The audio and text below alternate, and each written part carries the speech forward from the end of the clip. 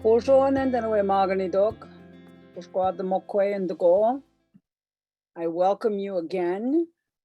In English, my name is Roxanne DeLille. I'm the Dean of Indigenous and Academic Affairs at Fond du Lac Tribal and Community College. And it is my extreme pleasure to introduce our panel to you. Our current issues in TCU Native Language Education and Language Revitalization panel is composed of Dr. Munson, Mary Whitehair-Frazier, Dr. Sullivan, Jerica Leavitt. It's my pleasure then to begin this by first introducing Dr. Michael Munson, who is the Dean of Native American Studies at Salish Kootenai College and attributes much of her passion for Indigenous education to her background, her family specifically. Michael contributes to the community today through her work aiming to improve education for and about Indigenous students. She's led efforts in 2 collaborative community-initiated projects aimed at reawakening our language and cultures, the Native Language Teacher Education Program and the Culture and Language Studies Program. Michael, though, is also a mother of a beautiful preschool daughter who incidentally inspires her probably more than anybody else. She's also partner to a man who shares her values, goals, and beliefs. So help me in welcoming Dr. Munson, hey? Dr. Munson, professional teachers who lead our native languages are one of the cornerstones to ensure the maintenance and sustainability of these languages. You were instrumental in the development of Salish teacher training programs at your college. Can you share with us what is needed in your way of thinking, what is needed for a successful native language teacher program? And how can TCUs lead such initiatives? And how do you coordinate the training and certification process with other agencies and institutions, such as the state and the schools? Lamat Specia for allowing me to be here with you today, and Jerica for asking me to serve on the panel. I am incredibly honored and humbled to be able to speak for our community. I believe that our program, our Native Language Teacher Education Program, and specifically the Salish Language Educator Development Program, have been entirely successful based on the work of so many people. And I think that is probably the foundation of the success. It comes from the community. This work comes from the community. So in the sense that not only was this specific project initiated through community requests, which I will tell the story about briefly, but also it stands on the back of all of the work that has been done over generations. Dr. Littlebear, Joyce Silverthorne, Lynn Hinch, others in Montana, amazing leaders in language education throughout the years, did a tremendous amount of work in the 70s, 80s, and 90s, and developed the Montana Class 7 certification. And so that was created in order to really finally bring value and equity to the work of language educators in comparison to other credentialed educators in public school systems throughout Montana. And so without their leadership and without all of the work that they've done in the past, there really isn't a place or as strong, the place for language education wouldn't be as strong without their work. And then also standing on the back of our elders and the work of both of our Salish, Kalispel, and Kootenai culture committees on the Flathead Reservation, which began in the 70s as well. And so for years, there are a number of recordings and language documented. We have a tremendous amount of resources that have been collected since the 70s. And so we're very, very fortunate to have that work, as well as a number of language resources that have been developed over the years, different curricula. The current curriculum that is being used to teach our adult education classes that I'll talk specifically about has been developed since 2012. So for 10 years now, alongside and in partnership with Chris Parkins and Lorraine Wiley from the Salish School of Spokane and the Kalispel tribe, J.R. Bluff at the Kalispel tribe, Cheney Bell, Milani Sandoval, and others have spent a tremendous amount of time translating and doing really high level curriculum development work, because our language, we are now the Salish language, both Salish, Bitterroot Salish, and the Kalispel dialect on our reservation, we are down to approximately 10 first language speakers.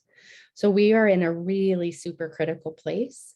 And when this particular project began, the Native Language Teacher Education Project, it began at a time about 2016. So all of this work has led up and provided a foundation for where we are now, right? So in 2016, in Kusum Salish Language School, which was created by Josh Brown, Cheney Bell, Tachini Pete, and Milani Sandoval, they were at this place where they were trying to educate adult language speakers. And they were working with Stephen Small-Semin and Patalik Pierre at that time. And so they were using this amazing adult curriculum that they had spent a tremendous amount of time using, and they were starting to create new speakers. And that is the first time in the history of our people, right, that we're starting to create new speakers. And so what they were finding is that at Inkusum, they were wanting these new speakers then to become teachers. And these new speakers were saying, wait, we can speak a little bit, right? They're not, they will never say they're fluent because of the humility they all bring, but we can speak a little, but we've never had any teacher training. What are we going to do about classroom management? What are we going to do? How are we going to know what we need to teach to kids, right? How are we going to know how to do that effectively? And so I was working in the Division of Education at Salish Kootenai College at that time. Then Rosie Matt, Echo Brown, and Elizabeth DeRoche approached SKC. And they said, look, we're facing this problem. Can you help us create people or provide training to increase skills in educator training?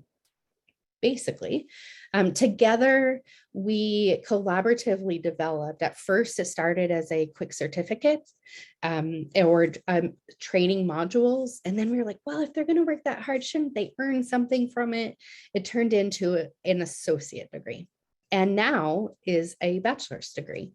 So we now have this, we will have our first group of bachelor's degree graduates this coming June, which is very, very exciting. And the other beautiful thing about it is, so that conversation started in February of 2016. Inkusum applied for a grant at that time. They didn't get it the first round. We both, SKC and Inkusum, applied the second round and we got it. We also were awarded, the Salish Kalispel Culture Committee was also awarded funding to support 10 full-time Salish language apprentices. So here's the clarification there: paid full-time learners, right? So they earn a living wage and don't have to worry about making ends meet. This is sometimes it's very criticized, but it's working because they can focus their attention on learning, which is a really, really beautiful thing. So for, let's see, we received the grant funding from ANA. Thank goodness, thank you, ANA, in 2018. And we started our first cohort. And as I said, we are now graduating bachelor's degree students who can speak and teach in the language.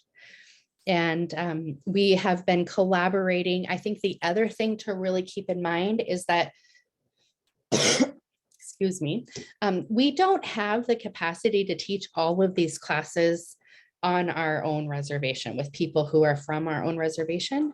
So the other really beautiful thing about what has made our program successful specifically is that we have an amazing network and tremendous partnerships.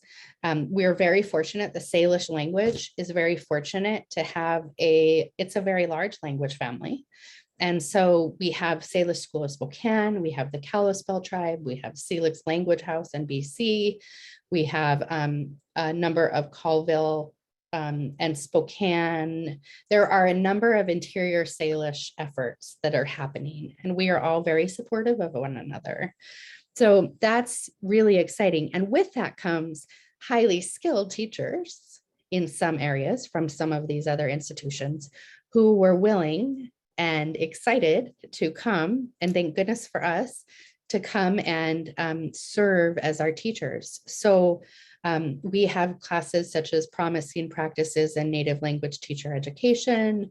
We have a series of those. We have theory of, I can't even think, theory of language acquisition. We have a number of classes that are specifically oriented at language acquisition and how to become better teachers or even better teachers of learning language.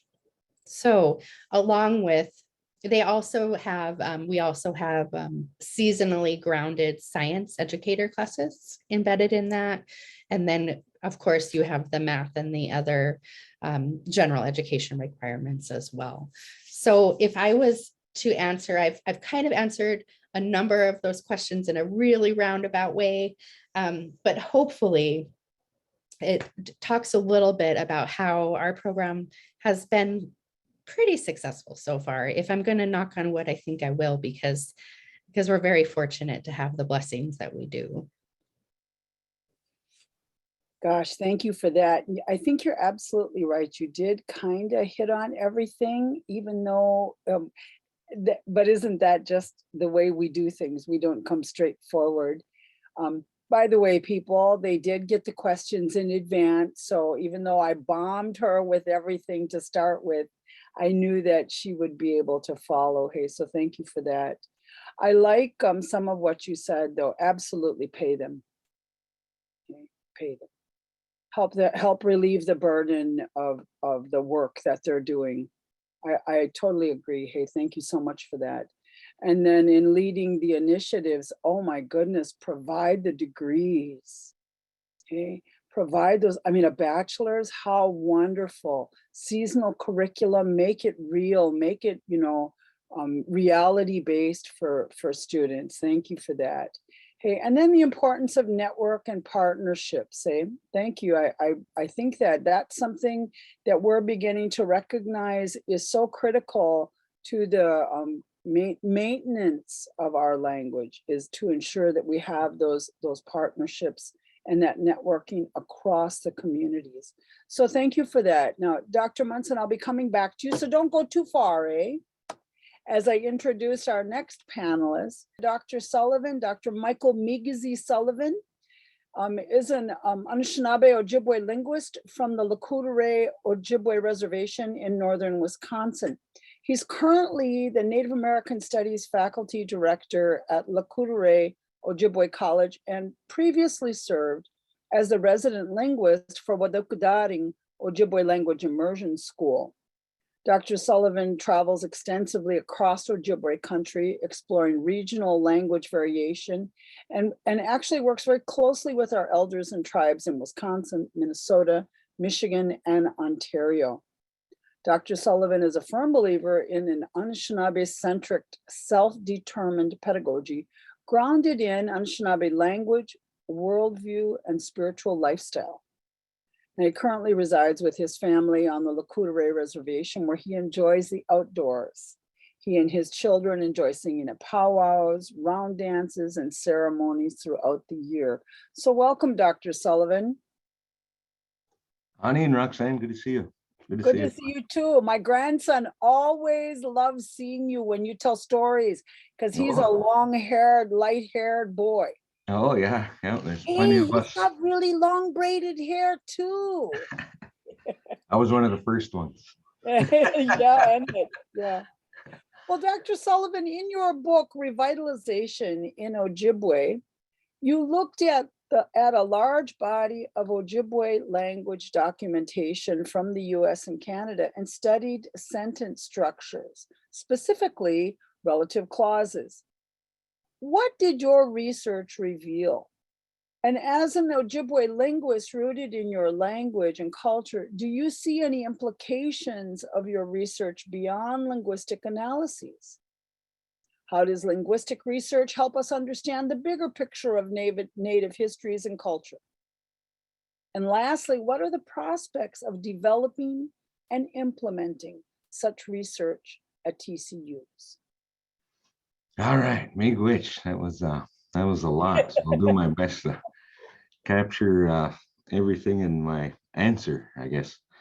So yeah, I'm really happy to be here. Honored to be asked to share with everybody. I know there's lots of experts in the crowd and lots of language warriors in the trenches out there tuning in. So miigwech for all the work that you guys do. I know personally the effort that goes into breathing some life into some of our languages that haven't had that opportunity to thrive in recent years. So, but yeah, so my PhD dissertation, the book, first of all, is Relativization in Ojibwe, not Revitalization. So relativization is a syntactic phenomenon, the composition of relative clauses and how those are handled by speakers. So for a relative clause is something like, I know the girl who brought the bike, or the clause who brought the bike is the relative clause. Or I like the shirt, the one that is orange, then that'll be a relative clause. So how those things are expressed in Ojibwe is a prime variable for dialect variation. And long before I ever knew that, I had the opportunity to sit in plenty of dialect arguments. I've always been around Ojibwe.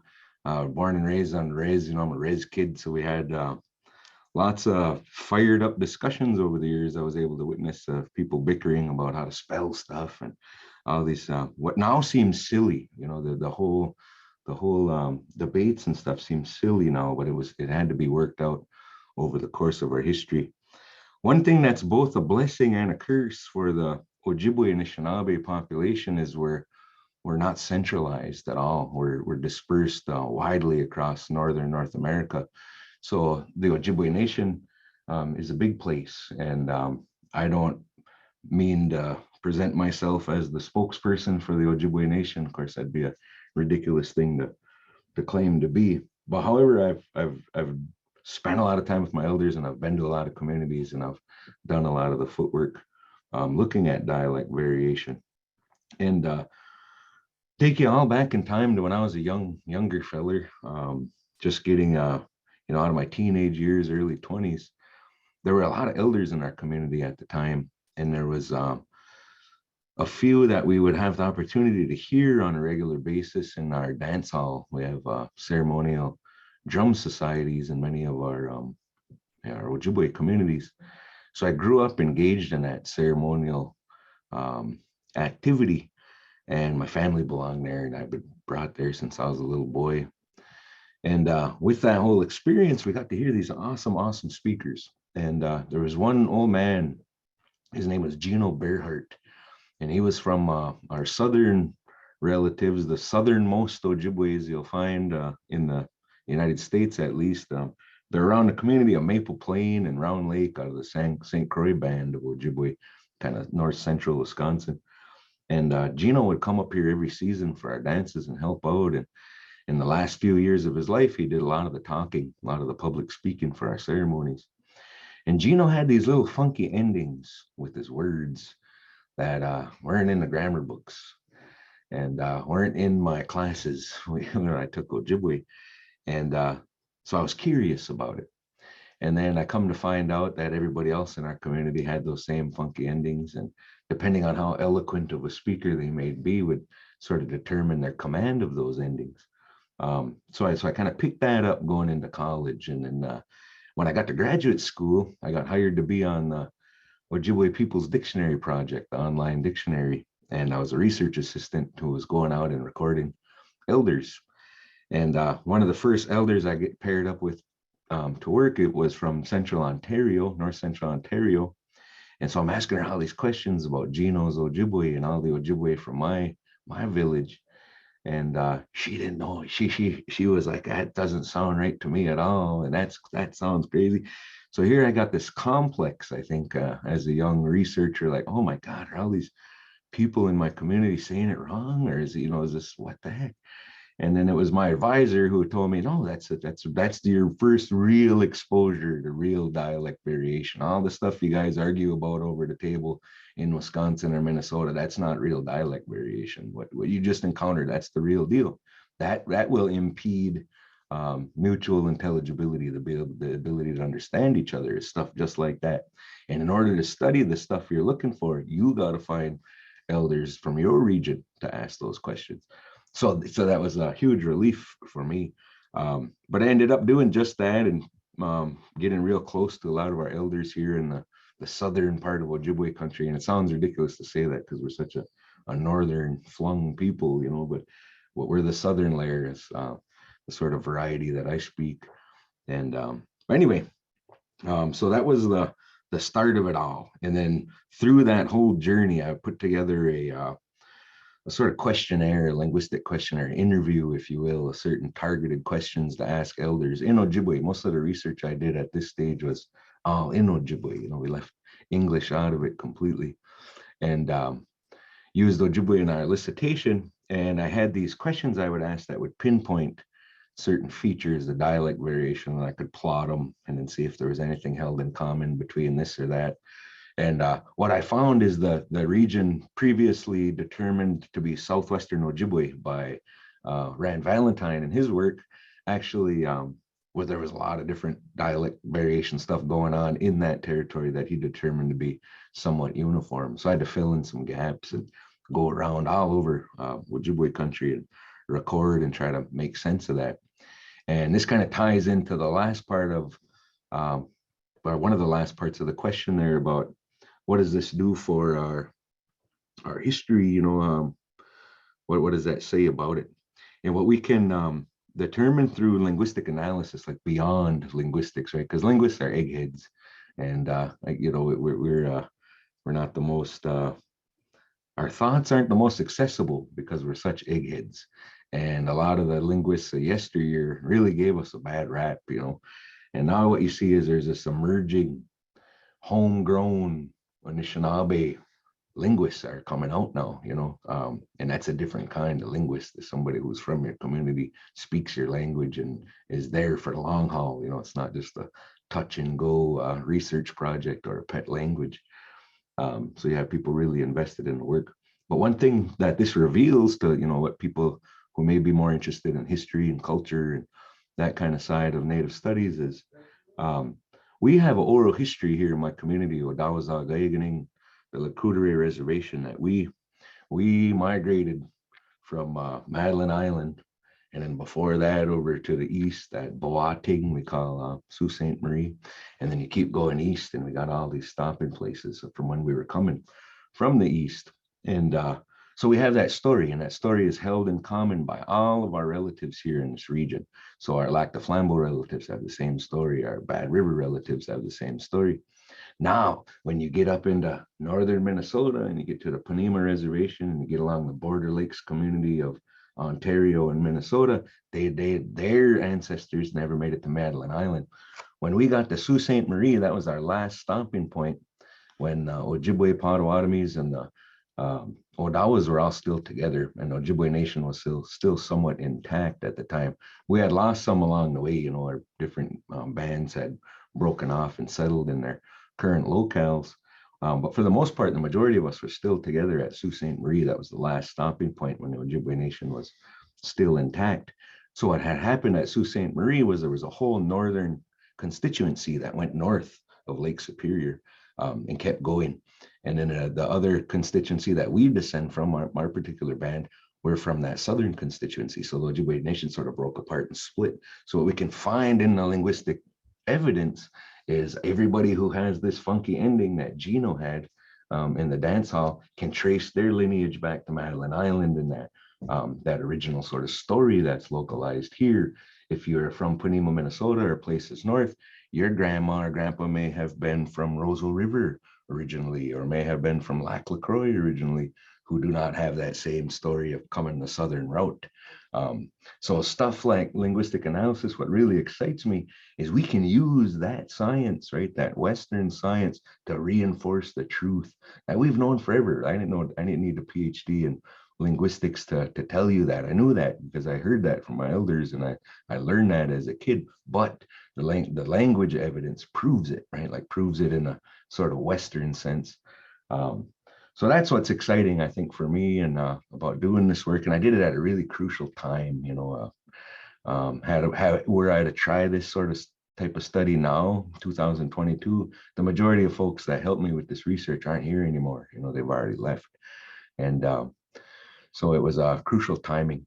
And another thing that this kind of research does for your language learners, right, the folks that are in acquisition, into that phase of their journey, there comes a day, if you're Ojibwe at least, where you want to have a linguistic identity.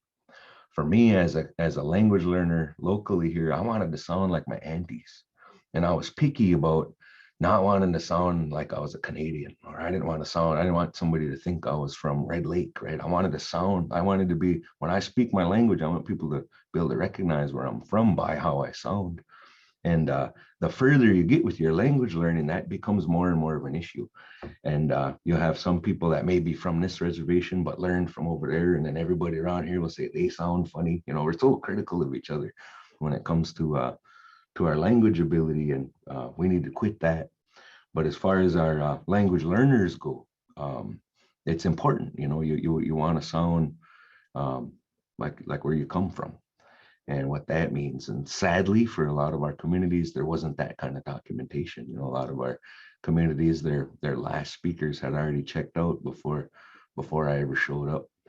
So we don't have much record from certain communities as much as we do for others. And so that's kind of critical for language learners. Now, if you're from a community or a tribe that doesn't have variation, right? Like if you're only one community, the Menominees, for instance, they're the only Menominees in the world. They can't go to Canada and find more Menominees. They're the only Menominees in the world. So how they talk, and now they may have neighborhood variation, you know, or a cool way to say it over here and the other way to say it over there, but not the same drastic difference that you'll find in a language like Ojibwe or a language like Cree, where you do have a widely spoken language geographically.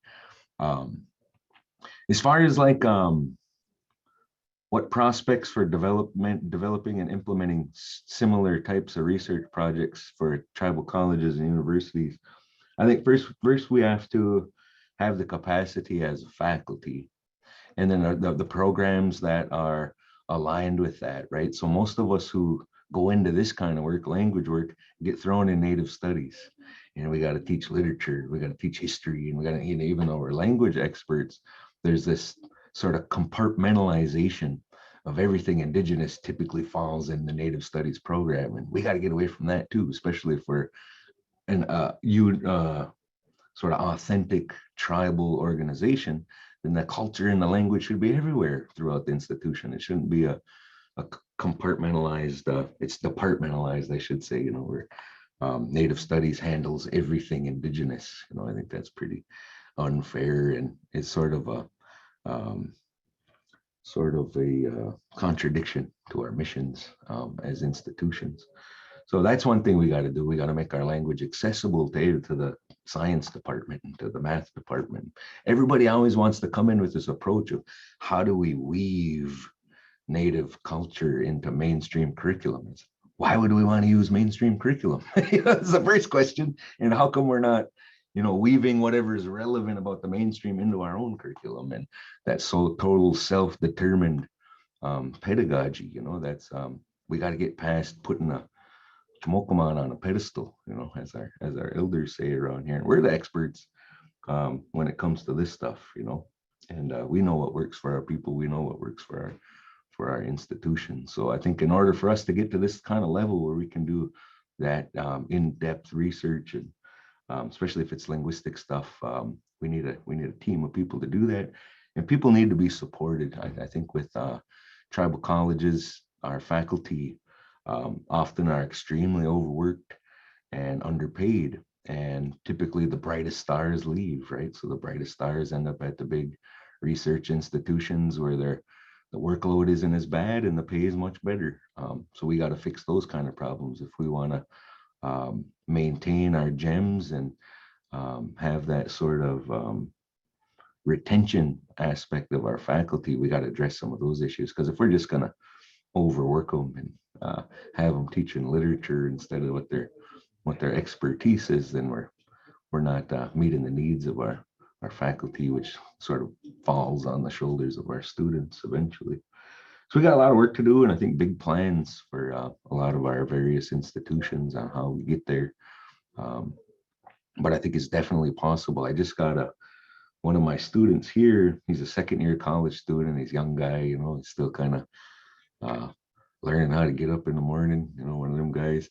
But we just got him accepted into a undergrad research institute out in University of Oregon. They're having this undergraduate linguistics symposium for Native language warriors.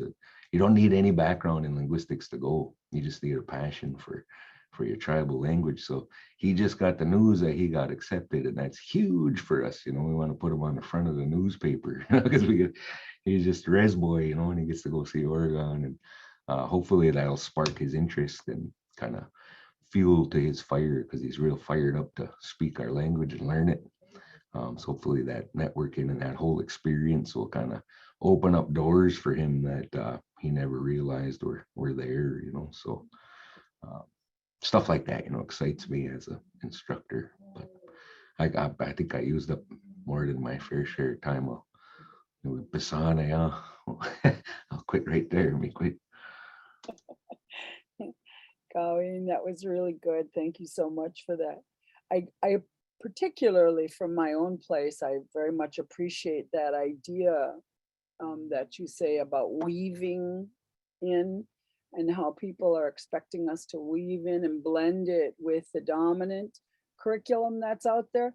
Absolutely. No, no. We have our own curriculum. We have our own way of thinking. I think that was the hardest thing for us when we started developing our language programs and looking at, the college itself, and how do we want to define ourselves as a tribal college.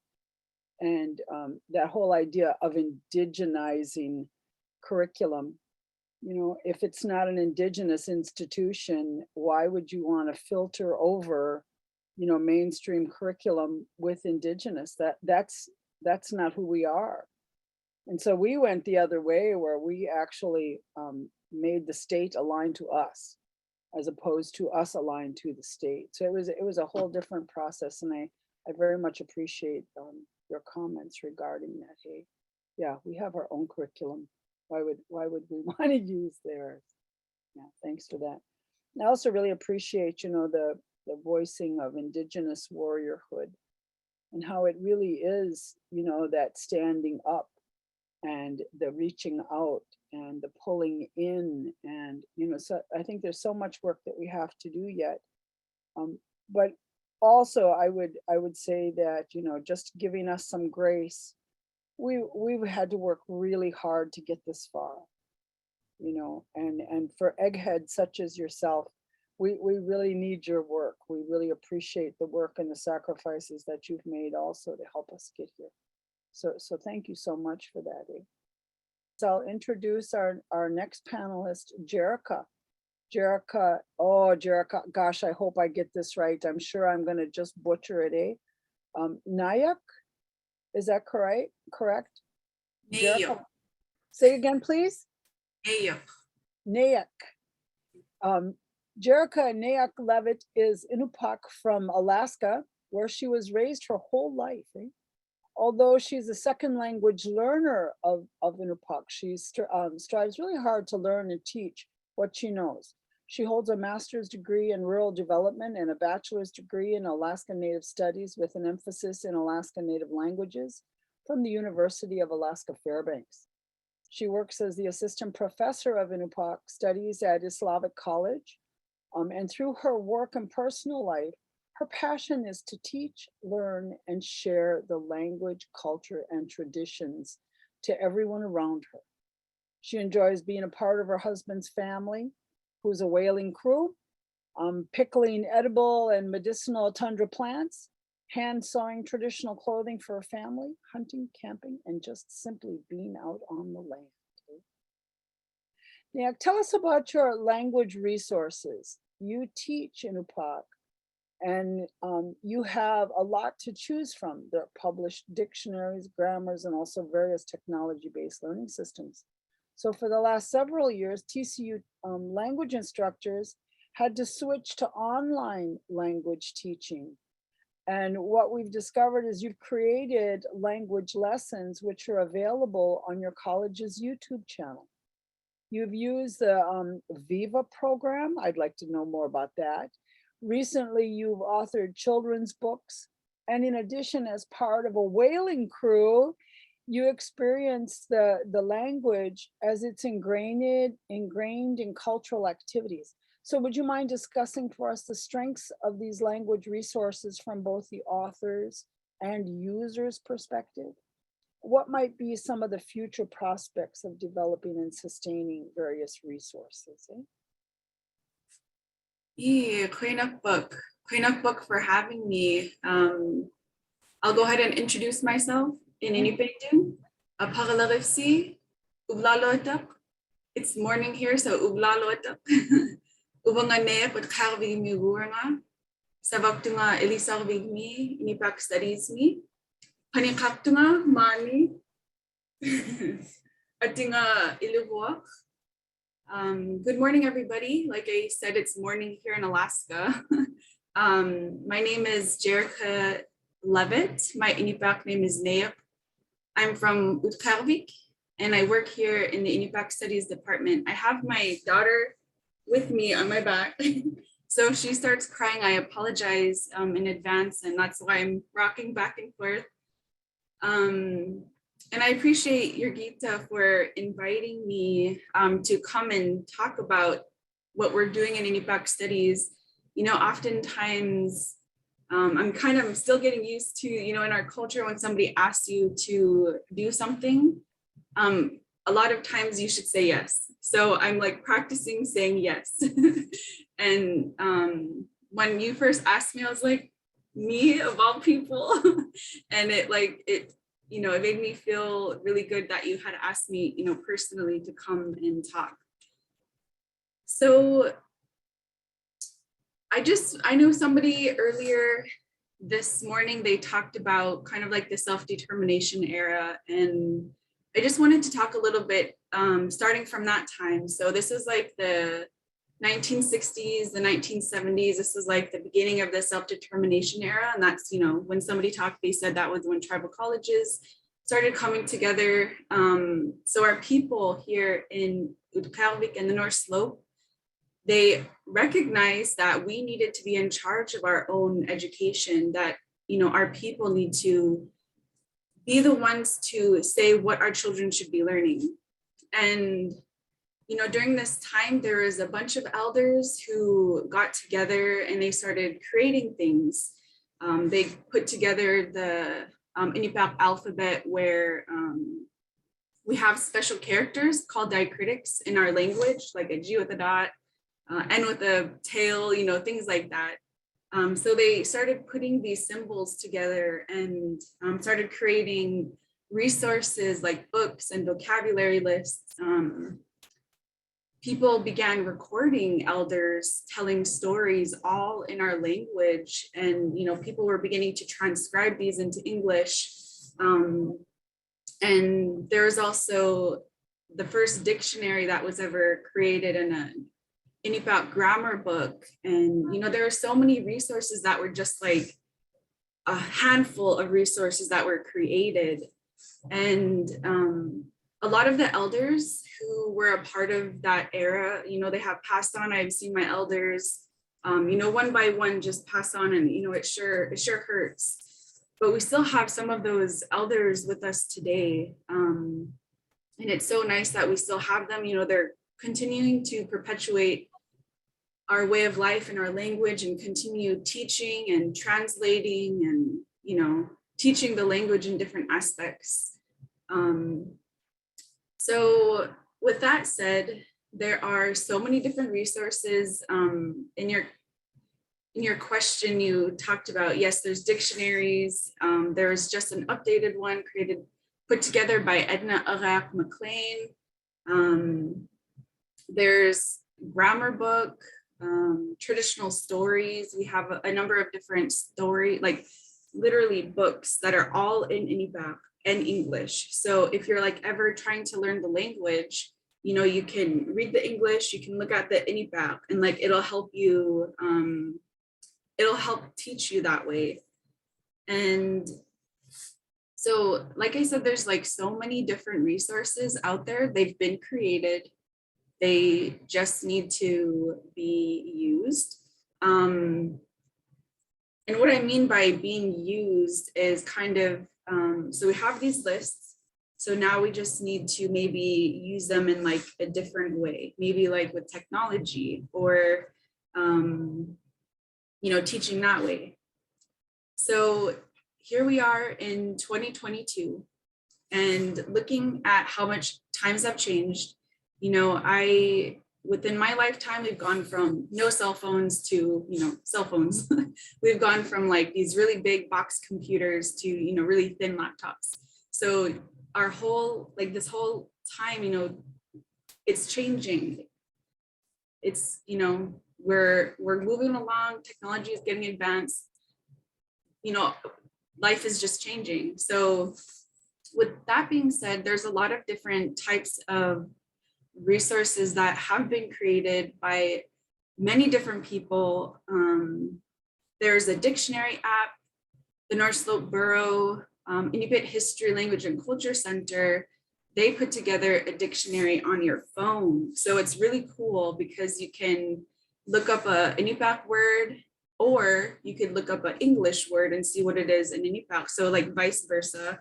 And it's really nice, you know, when you're like on the road or, you know, you can just look it up right away. You don't need a big dictionary that you need to flip through. It's like instant.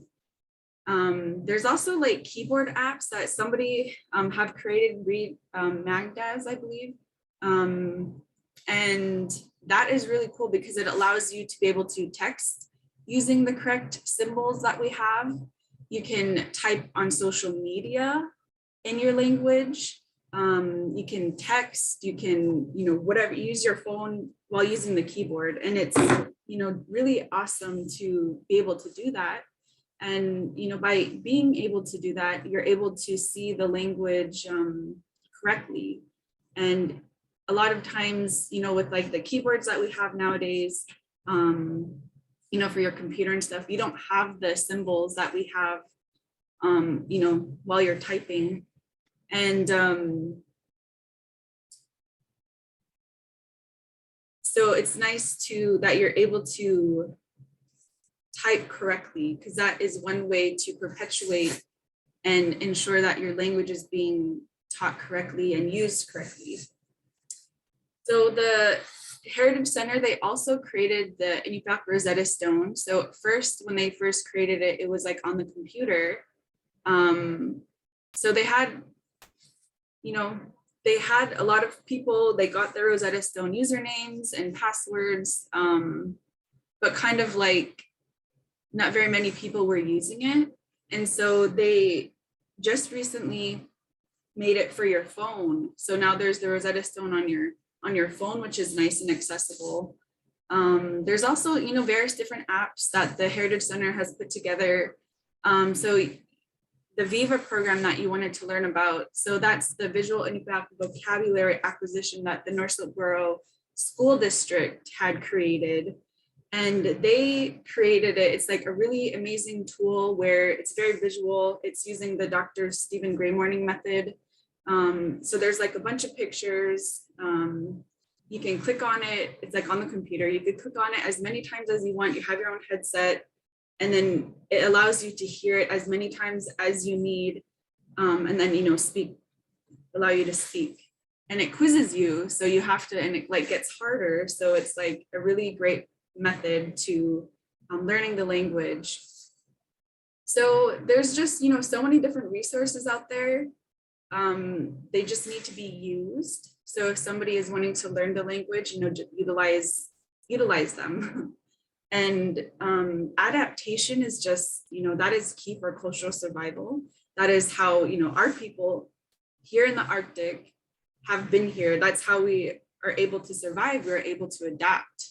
And, when I was younger, I used to think, oh man, technology, that messed up our language, that messed up our culture. But, no, that's not true. So if we do not adapt, then we will kind of get behind in language revitalization. So we should keep up to date with, up to speed with the world, because, the new things, iPhones, tablets, that's what our youth is using, right?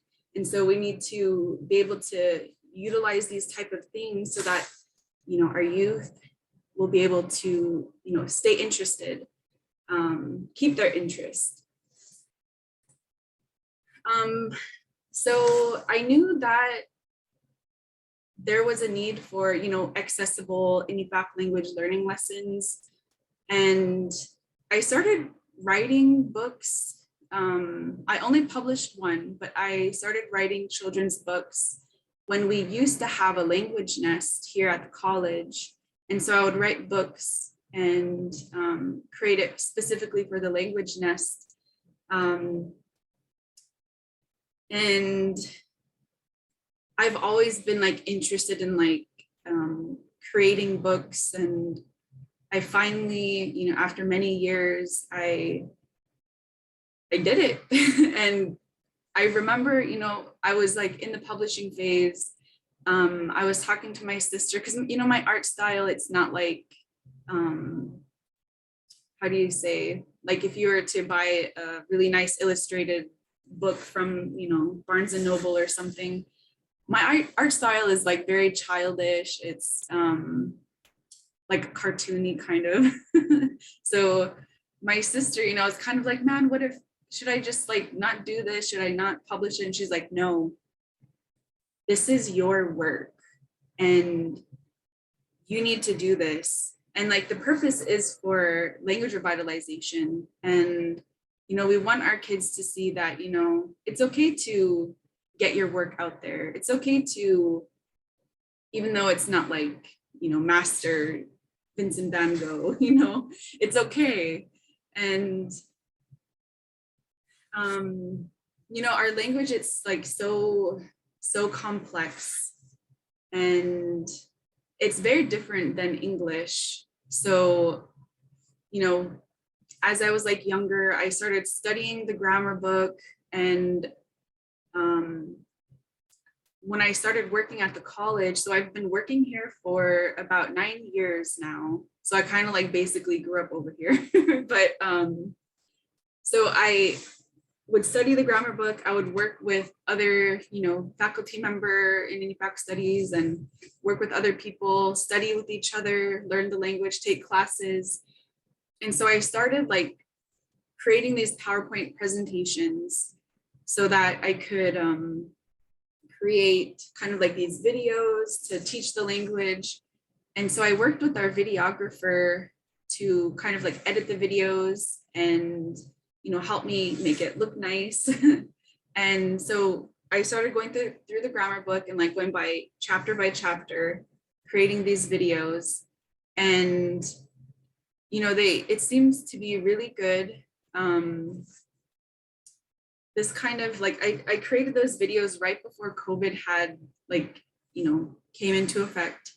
And I just want to say that COVID in a way was a blessing.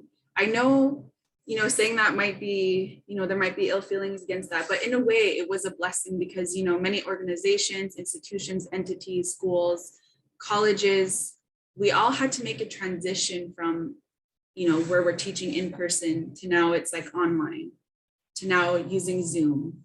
And, you know, in my opinion, it really just like paved the way to make things more accessible than they ever were. And I'm like specifically talking about here in Iñipac studies at the college. So I started creating more video tutorials. So not only did I have these grammar lessons, but I started creating more. And I would edit my own videos on my phone, like I would record with my phone, have this little tripod. I don't know if you could see it, a little tiny tripod. And using my cell phone, and I would just record and edit on my phone.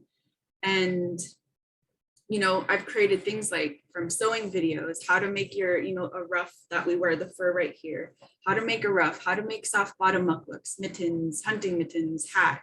And also like cooking, like flour jellies from the tundra, jams, how to pluck and cut your own goose. And I just created like so many different types of like tutorial videos.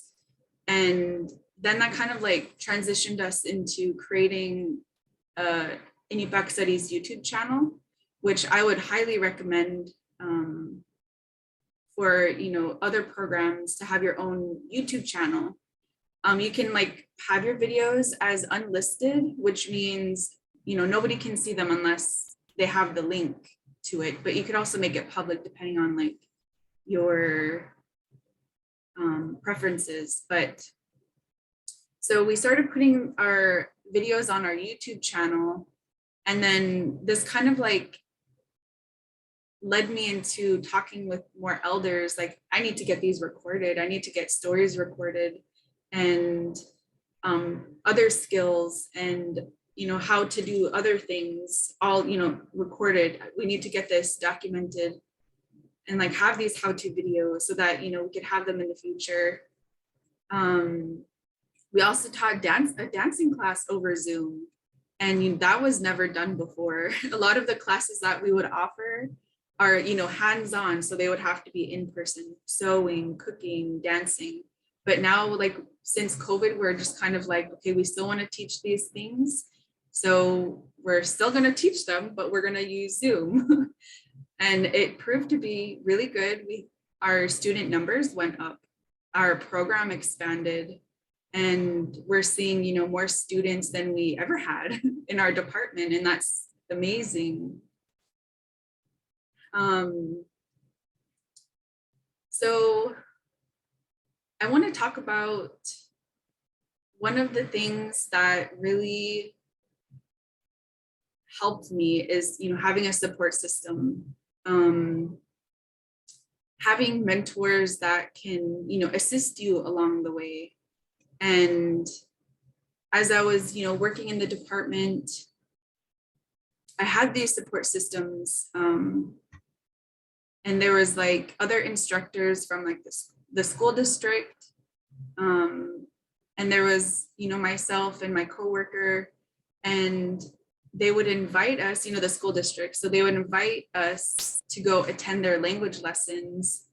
And I'm just giving an example of that support system. So they would invite us, and we would all work together on language learning, practicing using the language, kind of like the master apprentice approach. And I remember, you know, when I was in high school, you know, before I ever worked here, those same mentors, they would always talk about, we need to nurture our youth. We need to nurture them and they would talk about, when you're working with students, you can see what their gifts are. You know what I mean, like their gifts. And so they would nurture those gifts. And without knowing it, they included me and my coworker in their language lessons. And I didn't really realize, why they were doing that until, I got, much older, that, wow, they were just nurturing the passion that I have for our language. And now it's like really, it's like, blossoming, that little seeds that they had planted, when I was younger. And you asked about like whaling. So whaling is really central to our culture here in Alaska, in the North Slope of Alaska. Whaling is like our center. Our lives are revolved around whaling. And you hear a lot of language when you're practicing your cultural traditions, such as whaling. You have elders who are speaking in Iñupiaq, and praying in Iñupiaq, and the whole. I can like go on and on about whaling, but I'm trying to like think of how to make it like short. When you're in a whaling crew, it's not just one day, oh, we're gonna go whaling, we're gonna go get a whale, and that's it. That's not how it works. It's a whole year-long process. And the whole year-long process, you're gathering with family members, you're hearing the language, you're doing things together, whether plucking geese to make soup for the whole community, sewing together. There's like our language just is intertwined within every single aspect of our culture. And so when you're putting yourself out there and practicing and being a part of whaling, you're not just being a part of, the act of doing the hunting. There's so much about it, and all around it, you're hearing the language, and it also like really strengthens your own ability to, understand it and to speak it. So I guess what I'm trying to say is, like, when you're practicing your culture is when you will be hearing and when you should be using the language. I think that was about it. So I'll go ahead and pass it back to you, Roxanne. But thank you for allowing me to speak. So many resources, just got to use them. Yeah, my goodness, thank you for that. And I like how you talked about the importance of, culture to language and language to culture, that these are the places and where we actually hear the pieces of the language that are so critical to our lives. Thanks for that. The resources, oh my goodness. Let me go all the way back to the beginning of your talk though, because you said something that really struck me in the way that you spoke about the importance of adaptation. I think in the way that I think about it, adaptation truly is our blood memory as Indigenous people. That is who we are. We are adaptation at its very finest. And so I often think of, this notion of why they studied us for so long, for resilience. They wanted to know what was it that made us resilient. Well, part of it is because we didn't get a choice. The other part, though, really is because that is who we were. That is who we are.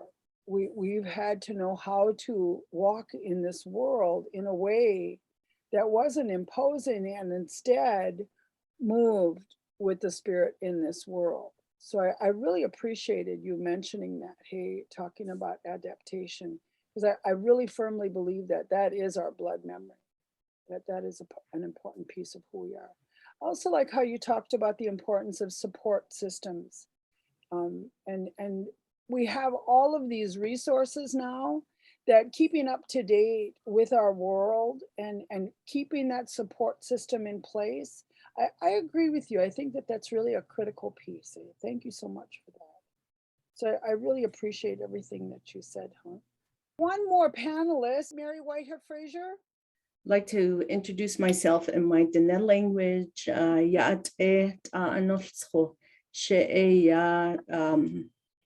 Mary Whitehair-Frazier dashijinne tlizatlana nishna ado todicini bashishchin to'achana dashichedo hashkanzo hae dashinale akut ego dene asana nishle.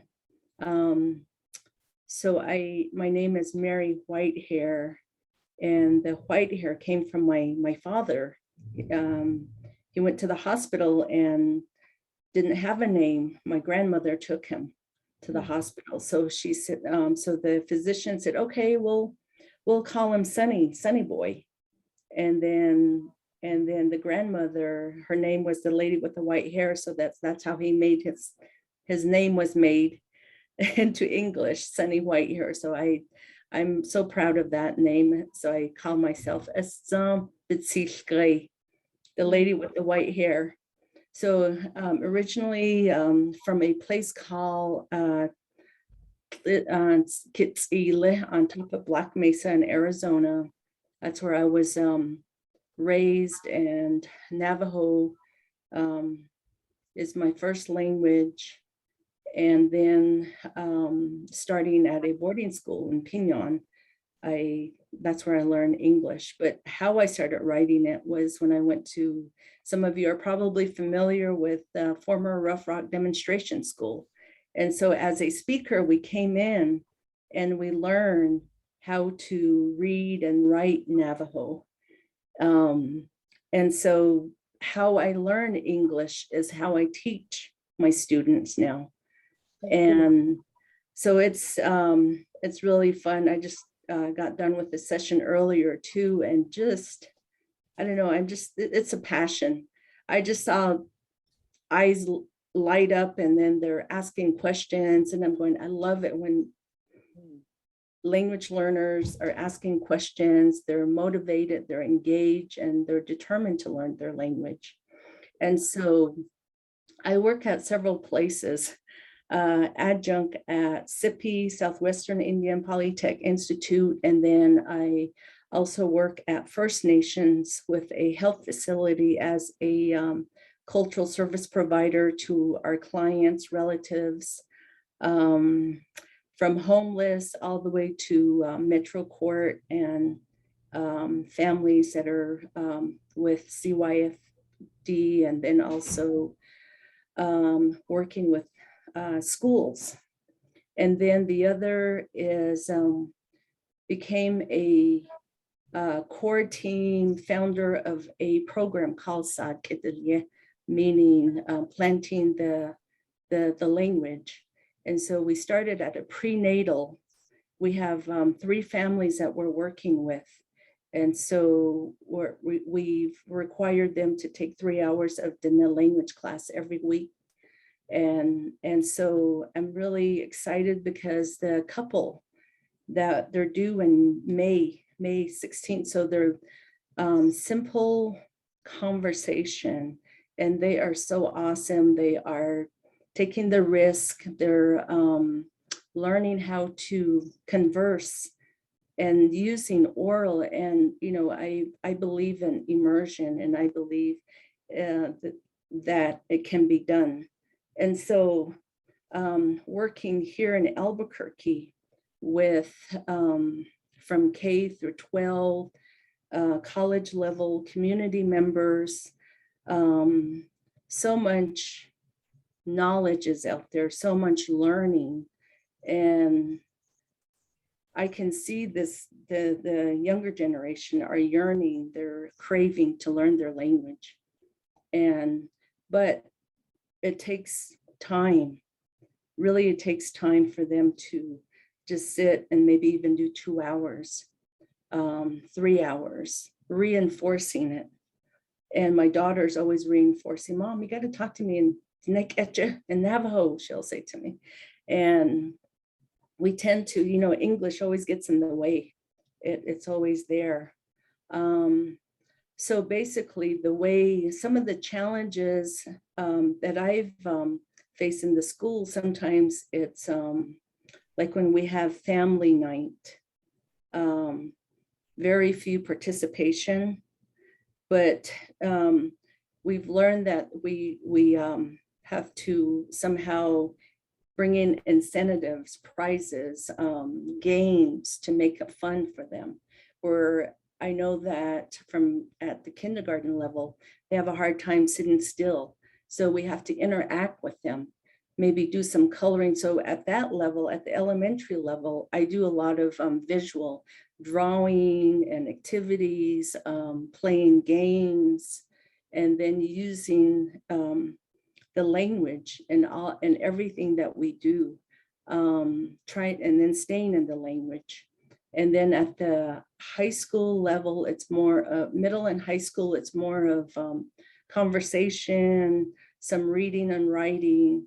But I've learned that when you script words for your students, they're processing the reading or trying to pronounce the words and breaking it into syllables. But what I've seen is a lot of repetitious, and that's the way they pick up the words a lot faster. And it's easy for them to process it, because when they speak the language, when they talk and have a conversation, they don't have to take the time to read it and try to figure out what they're saying. And so that's a challenge, scripting words for them. The other challenge is just remembering, reinforcing that the language, in order for them to maybe even 1-2 words and make extensions from those words, asking them questions. And sometimes they have a hard time, but usually when I cover a topic, that's usually a challenge, questioning them. But once they learn and it becomes repetitious, they're more confident, they take the risk, or they'll ask for help. And the challenges that they also face is when they go home, or when they're reading to their parents, grandparents, relatives, and they get shamed because they're not pronouncing words right. And so just letting them know that, it's okay. Don't shut down. You ask them to help you. Tell them not to laugh about you. And this is a way of us helping each other, using that one word, planting it, and then from there it grows. And so let them know that this is what you're doing. You're planting those words, that word, and then becomes words. And then they're growing, they blossom.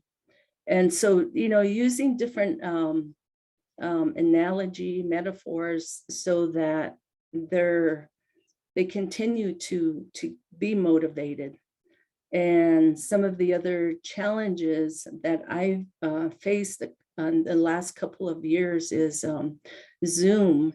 It's hard to teach language using Zoom. I've tried different activities, and I think language learning is more hands-on, interactive. And my first in-session back at SIPI, it was so awesome to see students just blossom, and they're like, you really are a person. Now I can put that face from Zoom with that whole being. And so the way I teach DeLille language in Albuquerque is sometimes having them maybe look in their home. What do you have in your home? And so we identify those topics. What do you have in the home? And so they'll bring up like microwave, or all these new modern things that we never used when I was growing up. We never had a microwave. We never had a cell phone. And so incorporating those urban, I guess you can say urban words. And sometimes you can't find words. If not, we describe it. And so if we don't have a name for it, and I usually tell them, I said, well, we'll have to describe this, but it's going to take us some time. And then I also use pictures, let's say for a cell phone, and then they draw out the cell phone, and then we write it in the back. And so we have all these tools that we use to communicate, and it makes it fun for them. They're engaged. And then we use a lot of coloring. Earlier today, I just got done with a session where I was writing it out. My topic was on storytelling, Shahanet, my story. And then the value, I integrate a lot of from behavioral to mental health to language, because I'm asking my students for permission. I'm asking them that, is it okay if I do this? And using this model really helps me to teach a lot easier. And so, and then incorporating cultural values.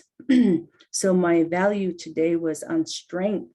And so we talked about Denebizad, Navajo language gives me strength. It makes me strong. I use these words to heal me, to express myself. And then the other part of it is having them understand, like when we go outside, we look at nature, we describe things, touch things, smell things, hear things. And I've learned that this is the way that they're able to learn a lot easier too, because it's the smell. And then letting them know that let the earth, let the land teach us what are our resources here. What can we utilize? And then taking them back to having them reflect on when you go home, what are some of the similarities here? And then, so I was telling a story. As I was telling a story, I was also writing it out for them, and labeling, and then it became a story. So we wrote the whole story out about their home, and they drew a picture of their house, and then they said that we have a hogan here, and then my grandparents or my parents have sheep and goats, and they built they also made like sheep corral, pen, mountains, the sun, and then also mountains, everything that you can see that they utilize in the land. And so they talked about it, and I said, okay, you can tell us the story, and if you know it in Navajo, use the Navajo words. If you don't know it, you can transition back to English. It's okay, but we're going to understand that. And then I said, and then I can interpret your story. So I would tell the story in Navajo to them, and just so much learning happens just within that 5-10 minutes, and it just, and then I just continue to build off of the topic. And some of the students will say, I was scolded every time I tried to learn Navajo, but this is fun. And I've been teaching Navajo language for about 15 years, and I've always asked myself, when am I going to produce a speaker? And going back and asking myself, reflecting, okay, maybe I need to reteach this, or maybe I need to rephrase this, or what can I do? And I'm beating myself up. But I've just, it made it fun, because I know in different areas, and I know the learning style. Usually what I do too is try to meet our students where they're at, what they know, what they bring into the classroom. And then we also do like a share out to discussion, their takeaway. And so their takeaway or what they've learned, I jot that down, and I make sure that I reinforce and then do an overview at the next session.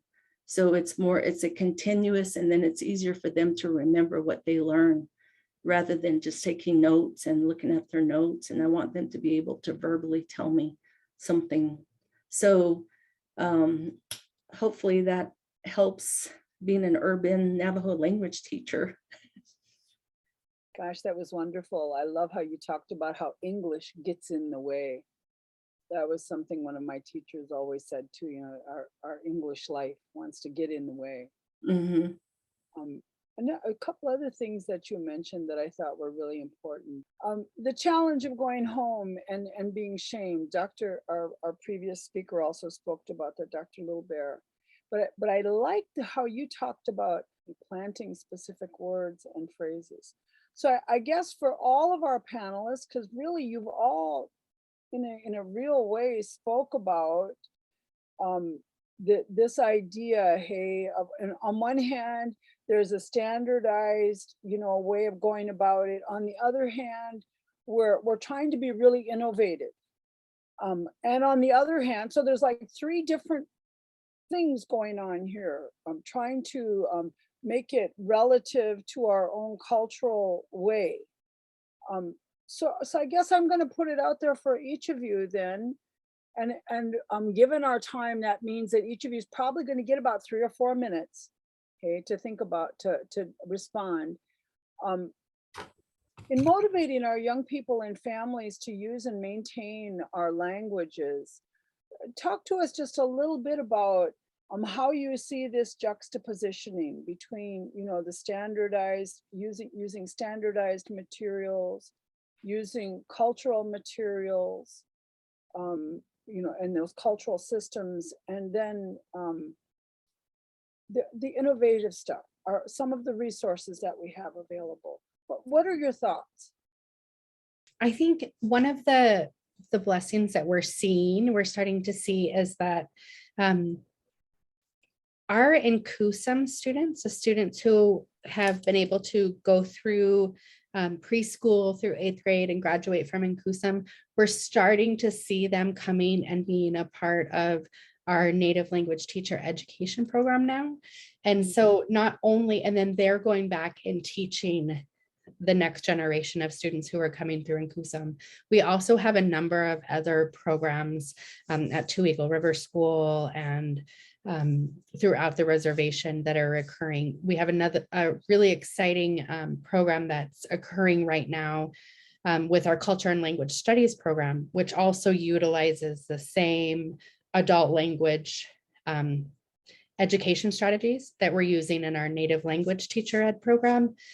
And those that program is designed to create cultural perpetuators, or to support the building of cultural perpetuators in, you know, so that both the culture and language are coupled, and those individuals can serve as people who others will go to in the future, or who can be kind of unofficial educators, right, in a more cultural sense.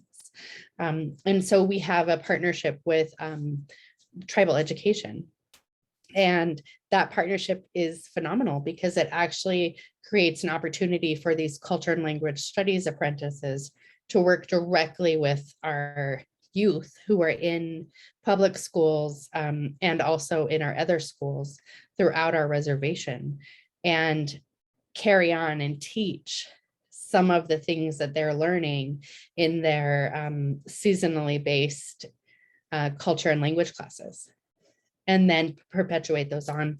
It's been really a pretty amazing process over the last 5 to 10, you know, the last years, especially when we're seeing that.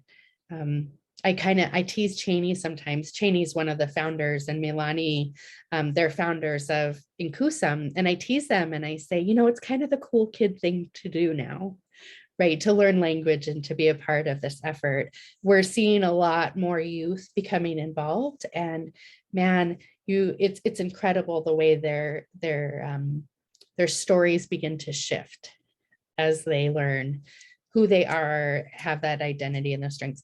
And I mean, we also have Cheney and the Culture Committee, they've done a tremendous amount of work creating resources as well. So, you know, we have mobile apps and many online resources and different things as well. But I think it's that true integration of person-to-person cultural knowledge transfer that really is creating the opportunities for engagement and excitement and identity building. Yeah, gosh, thanks for that.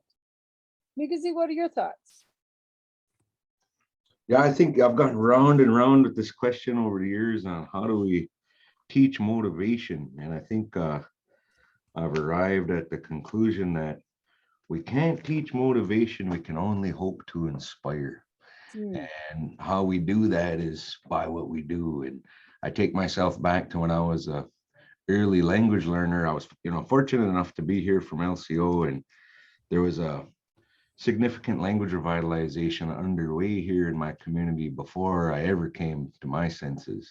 I was still trying to be a rapper or a lawyer a little later than that, but thankfully there was language activists in our community that got busy long before me. And I remember the night I was sitting in Perkins out in the border town here in Hayward, and right next to the table I'm sitting at is Keller Pap and Iḻisaġvik, and they're with he must have been about 1.5, 2 years old at the time, their firstborn son, Benesi, and they're sitting at the table next to me. I knew them a little bit, but not enough to, you know, really converse with them. We said hello and sat at my own table, and they were sitting at their table. But they had the big laminated Perkins menu, you know, with all the pictures. And they were holding that up in front of their little boy, and they were asking him what he wanted to eat. And it was all in Ojibwe. And I was mind blown. You know, I had never, ever, ever seen anybody use our language with their kids, like real time, you know, but beyond the commands and hollering at your kids in Ojibwe, that kind of thing. But actual communicative language, I'd never seen that before. That was the first for me. And that did something for me, man. It was like, holy crap.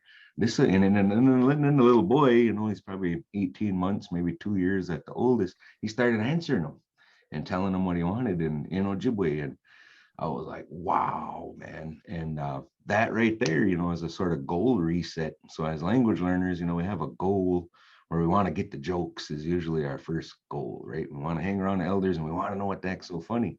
So that's what gets us on our journey to learn our tribal language. Well, once we get that comprehension down and we reset those goals to being able, you know, high speaking proficiency and so on and so forth. So that was a goal reset for me. It was like, holy man, these people are using Ojibwe with their kid in their home, even out and about in public. And we can do that. You know, we can do that. And us as parents, we have to do that, right? We can't count on a school to save us. We can't count on a program to save us. People, it's the will of the people that are going to do that. And so we can't teach that. We can't teach motivation, but we can expose our people to real language in real time and show them that it's possible. We're of a current mindset locally where we're past the days of licking our wounds. We're past the days of crying around about everything we lost, and we're busy maintaining everything we still have. Like it's more of a miracle, and it's more remarkable the fact that we even have a language still. And rather than, you know, there's different stages of bringing yourself out of colonized thinking, you know what I mean? And we're in the action phase. The folks around here, we're in the action phase. And so I think when other people see it in motion, and when immersion schools get going and they parade those kids around the community and they have little concerts and whatever it is they do, that's what the people feed off. And other people see that, man, I want that for my kids, or I want that for me, or we didn't get that and I want that. And so it's all about awareness, exposure, and creating access, because I think all of our people want our language. You know, everybody wants it. We all kind of fall out of love with it when we realize it's going to take some hard work to get there. But the more of those sort of inspirational experiences we have, that's what keeps the fire burning, and that's what keeps us pouring it on. So, gosh, thanks for that, Michael. That's beautiful. So I just want to echo everything that Michael talked about. He is spot on, and those are the same thoughts that I had. You know, we hear this a lot that, you know, it starts in the home, and that's why there's a lot of, the teacher preparation programs, focusing on parents, like teaching the language and, teaching it in the home. And I just kind of want to share when I was, so I have another daughter, she's already 8 years old, but when I was pregnant with her, it was kind of like this turning point in my life where, okay, oh my goodness, I'm going to be a parent for the first time. And I need to be the one to set these, I guess, not really standards, but how I'm going to raise her. And it was since that moment that I really was focusing on my language learning and like teaching her and, speaking to her while she was in my womb, singing to her, and, immersing her more in the language and culture than I ever was growing up. So, that was one of the things that I tried, when I was, pregnant with her and, as she grew up.